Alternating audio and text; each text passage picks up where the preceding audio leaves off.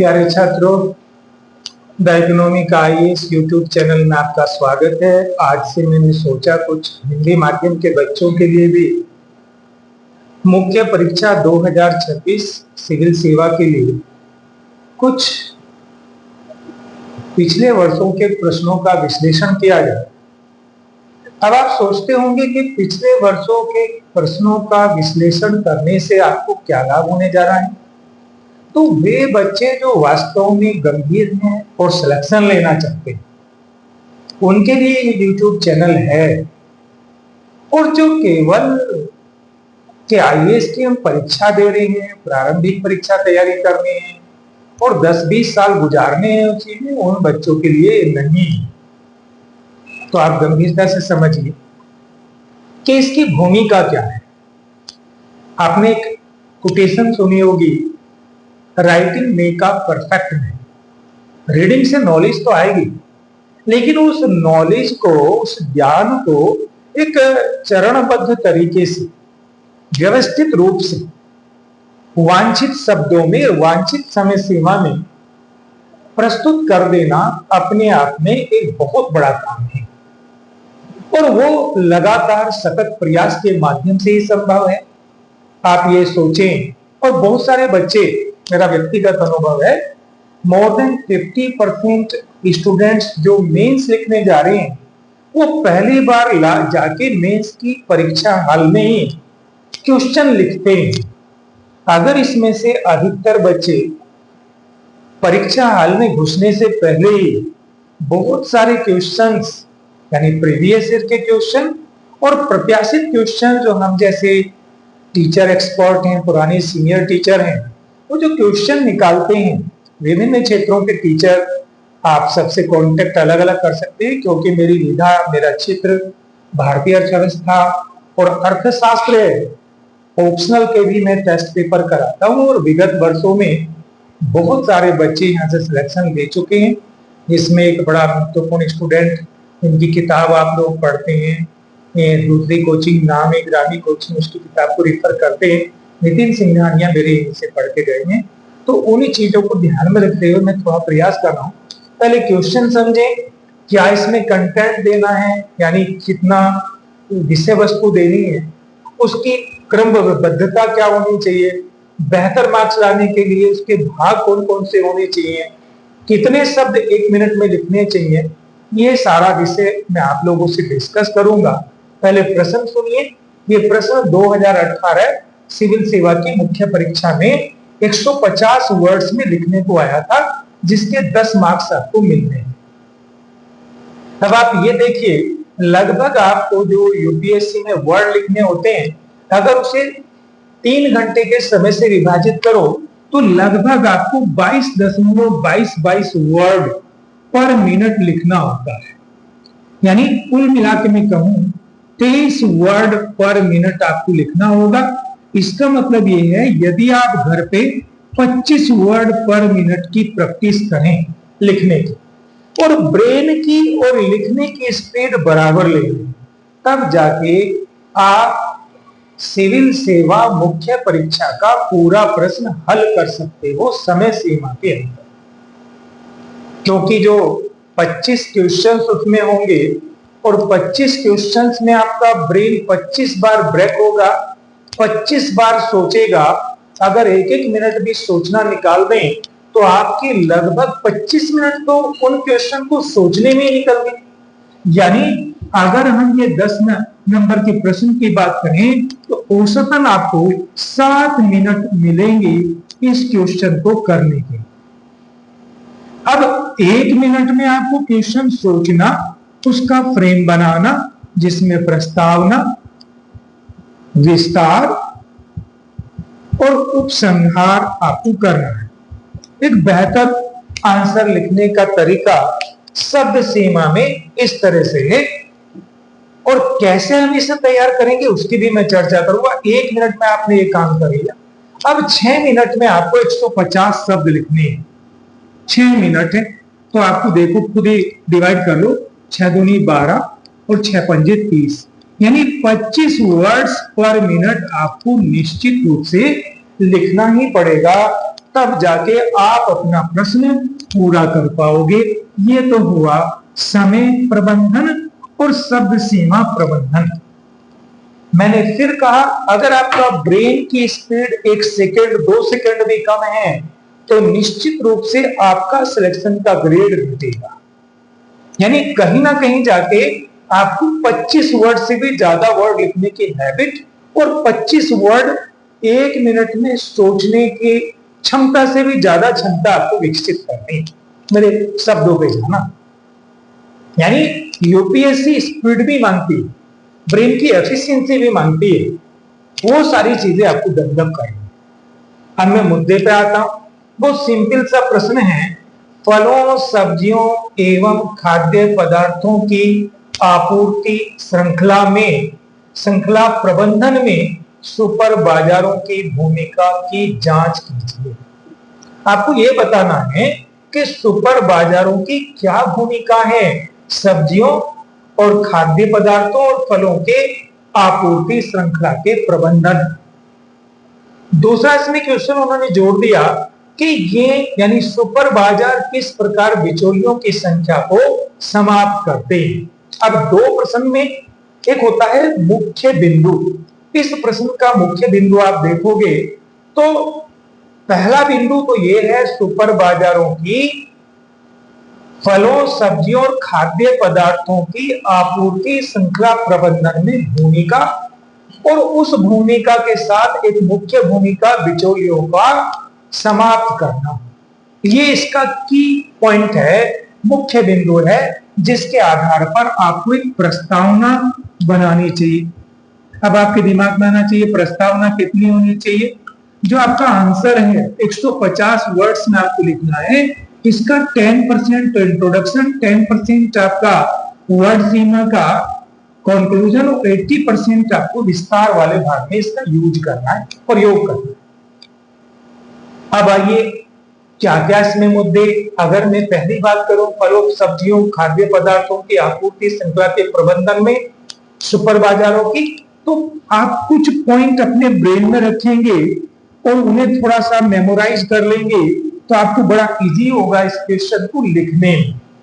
एक फ्रेम पहले आप रफिंग कर लें और अपने घर पे लिख के प्रैक्टिस कर लें इस तरह की, तो आप एग्जाम में बिना रफिंग बिना स्ट्रक्चर बनाए भी लिख सकते हैं। आपके ब्रेन में वो खाका ऑटोमेटिकली, क्योंकि आप यूज्ड हो जाओगे, हैबिचुअल हो जाओगे। This is that. पहला रोल क्या है, जो सुपर बाजार है वो प्रत्यक्ष रूप से कृषकों से उत्पाद खरीदते हैं। प्रत्यक्ष क्रय किससे, ये क्रय हुआ क्रय, फार्मर्स कृषक उत्पादक कृषकों से फलों सब्जियों और खाद्य पदार्थों का प्रत्यक्ष क्रय करेंगे सुपर बाजार। दूसरा पॉइंट आप याद रखिए, उनके पास जो परिवहन के साधन हैं, भंडारण की सुविधाएं हैं, चाहे उसमें वेयर हाउस हो, कोल्ड स्टोरेज हो, वो बेहतर क्वालिटी के हैं।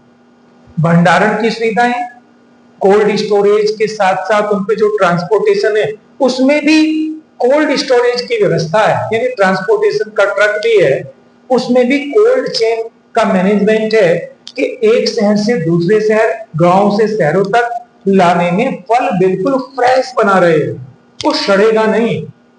ये बात समझ में आ गया। यानी उनके परिवहन अगर हम बात करेंगे और उनके भंडारण, दोनों परिवहन एवं भंडारण की बेहतर सुविधा है। तीसरा जो मुख्य उनके पास योग्यता है, जो आपको समझना भी चाहिए, वो सबसे बड़ी योग्यता है उत्पादों को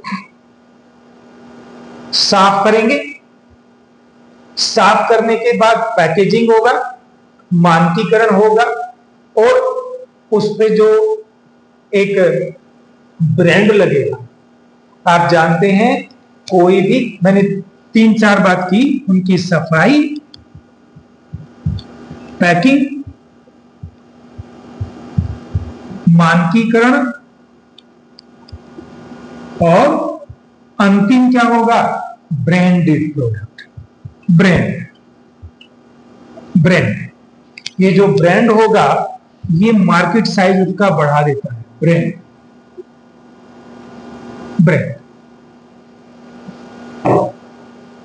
सफाई करना, पैकिंग करना, मानकीकरण करना, ब्रांडेड करना, जैसे मैंने कहा कि भाई उसके पास प्रत्यक्ष कृषकों से उनके फार्म से क्रय कर लेगा। दूसरा, परिवहन भंडारण की बेहतर सुविधा है, उनकी सफाई, पैकेजिंग, मानकीकरण करना। और इसके साथ क्या है, उसमें जो सप्लाई चेन है, पूर्ति श्रृंखला है, वो इंटीग्रेटेड है, यानी उसके पास समन्वित पूर्ति श्रृंखला है, पूर्ति श्रृंखला प्रबंधन है, कहीं भी वो ब्रेक नहीं होती। क्रय करने से लेके कस्टमर तक जाने तक एक पूरा उनका एक समन्वित सिस्टम है। और इससे क्या होता है, मूल्य बढ़ाव। मूल्य बढ़ाव कैसे होता है, इस सारी प्रक्रिया से मूल्य बढ़ाव, यानी वैल्यू एडिशन। मैं एग्जांपल देता हूं, आपको समझ में आएगा। चिप्स सोनार है, पोटैटो है, किसी सुपरमार्केट में वो किसान से परचेज किया, या वेजिटेबल्स हैं जैसे गोभी है, सीधा मार्केट वो फार्म पे गया, मॉर्निंग में उसने सारे फार्मर से या फार्मर्स प्रोड्यूसर ऑर्गेनाइजेशन से वो आपका कॉलीफ्लावर खरीदा, फूल गोभी खरीदी, और तुरंत वो उसका स्टोरेज में कोल्ड स्टोरेज भी है, परिवहन में एक कोल्ड स्टोरेज भी है। अगर वो ज्यादा प्रोडक्ट हो गया तो भंडार में रख दिया, कोल्ड स्टोरेज में रख दिया, और जितना मार्केट में सप्लाई होनी उसी दिन उसे वो तुरंत क्लीन करेगा। क्लीन करने के बाद पैकेजिंग करेगा, उस पर स्टैंडर्डाइजेशन, उसका ब्रांड लगाएगा अपने प्रोडक्ट का, और तुरंत वो शोरूम में चला जाएगा या कस्टमर के पास जाएगा बिकने के लिए, किससे, सुपरमार्केट से सीधा। और इस तरह से क्या होगा जी, बढ़िया परिवहन, ये जो समन्वित व्यवस्था पूर्ति श्रृंखला हुई, उससे कस्टमर को सीधा जोड़ दो।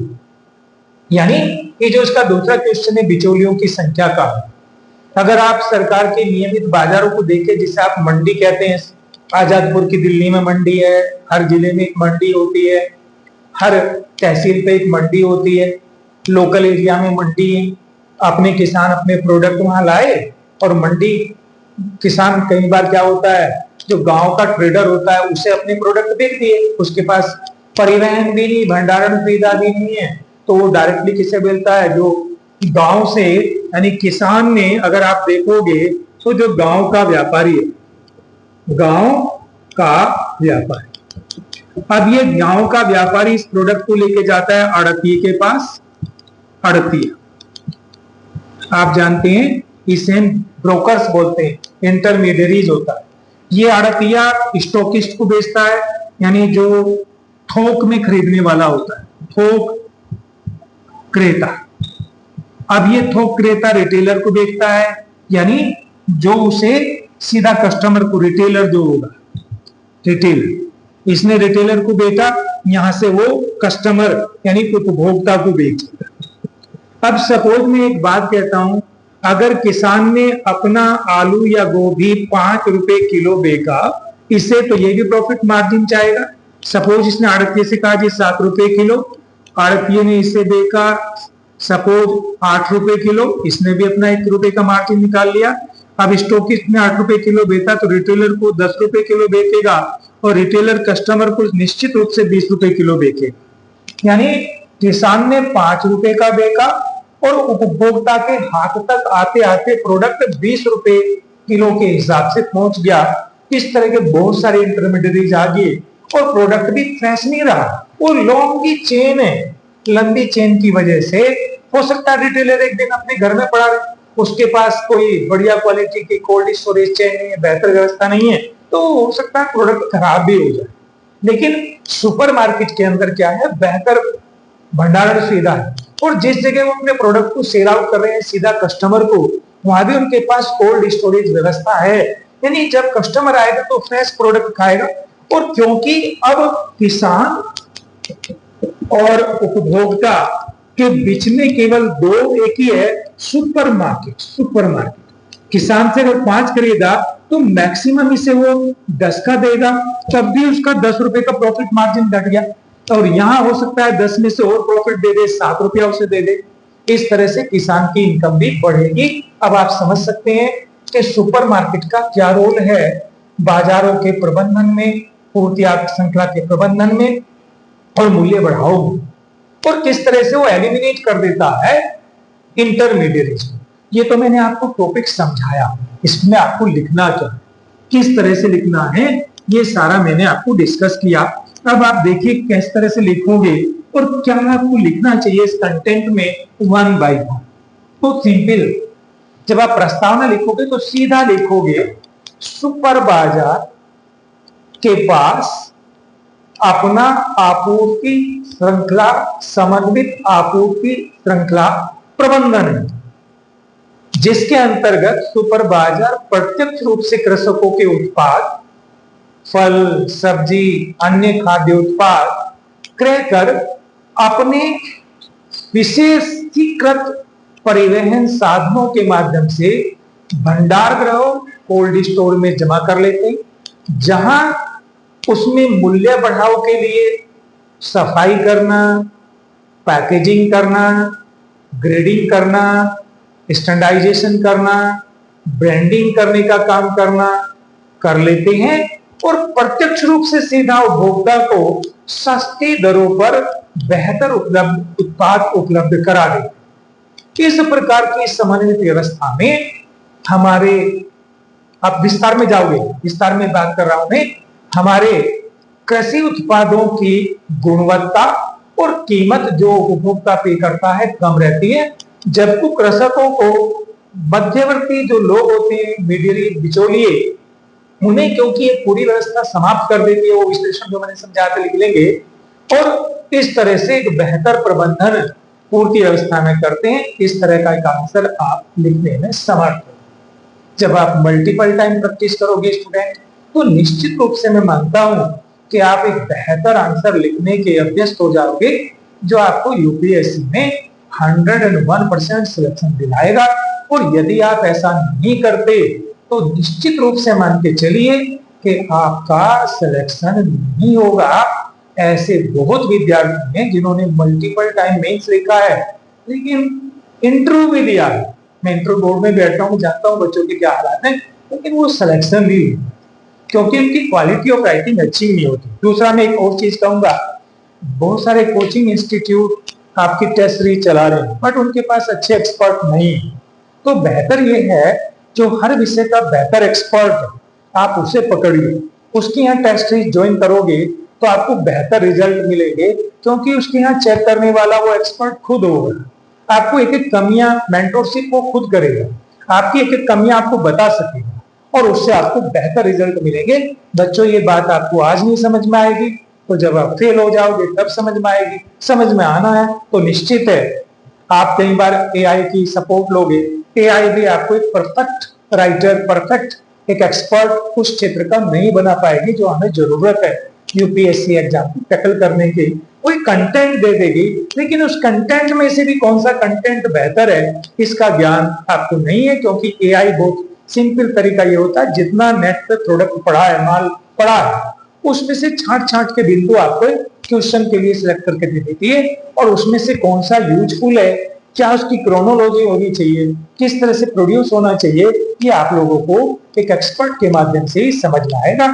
आगे इच्छा आपकी है, जैसा आप करोगे वैसा आपको रिजल्ट मिलेगा। Thank you. मैं फिर एक क्वेश्चन के साथ कल फिर डिस्कस करूंगा, और ये प्रक्रिया मेरी लगातार चलती रहेगी। धन्यवाद।